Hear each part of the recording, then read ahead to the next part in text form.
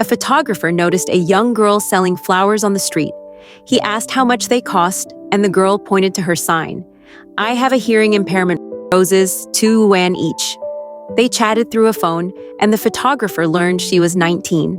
She explained that although she wears a hearing aid, sometimes she can hear clearly, and sometimes she can't.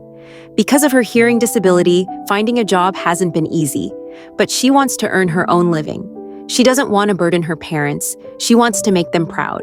The photographer was moved by her strength and optimism. He tried to buy all her flowers, but she shook her head. After he insisted, she finally accepted and thanked him softly. Before leaving, he asked if he could take a photo of her, and she shyly agreed. He printed the photo and gave it to her. The girl handed him a bottle of yogurt drink to thank him, smiling brightly. May this strong and optimistic girl be treated gently by the world, and may everything go well for her.